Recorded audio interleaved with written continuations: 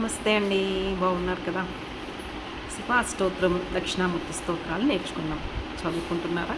ప్రదోష సమయంలో చదువుకుంటున్నారు కదా. ఓకే, బ్రాహ్మీ ముహూర్తంలో అయినా ప్రదోష సమయంలో అయినా చదువుకోండి. ఇవాళ నుంచి కాలభైరవాష్టకం నేర్చుకుందాం. కాలభైరవాష్టకం అంటే ఏంటి, కాలభైరవుడు ఎవరు అనేది ఫస్ట్ తెలుసుకుందాం. కాలభైరవుడు మన శివయ్య భృగుటి అంటే నుదురు నుండి పుట్టినటువంటి ఉగ్రరూపం అండి. దేనికి ఉగ్రరూపం ధరించాడు అంటే, స్వామి మన భూత ప్రేత గణాలన్నిటికీ అధిపతి. మీకు తెలుసు కదా, భూతాలు దెయ్యాలు స్వామివారి ఆధీనంలో ఉంటాయి.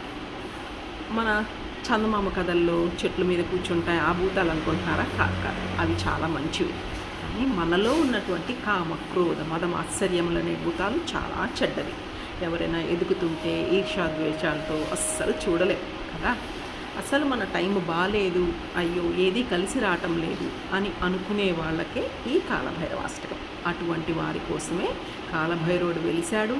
మీ సమయాన్ని బాగు చేసేటువంటి, మీలో ఉన్న ఈ భూతాలను తగ్గించి వాటిని కంట్రోల్ చేయగలిగే పవర్ని మీకు ఇవ్వడానికే ఈ కాలభైరవాష్టకం చదువుకోవాలి.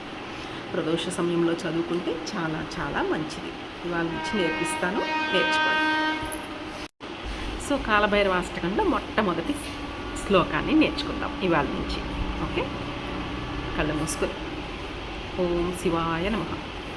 దేవరాజ సేవ్యమాన పావనాంగ్రి పంకజం వ్యాలయజ్ఞ సూత్రమిందుశేఖరం కృపాకరం నారదాదియోగి బృందవందితం దిగంబరం కాశికాపురాదినాద కాలభైరవం భజే.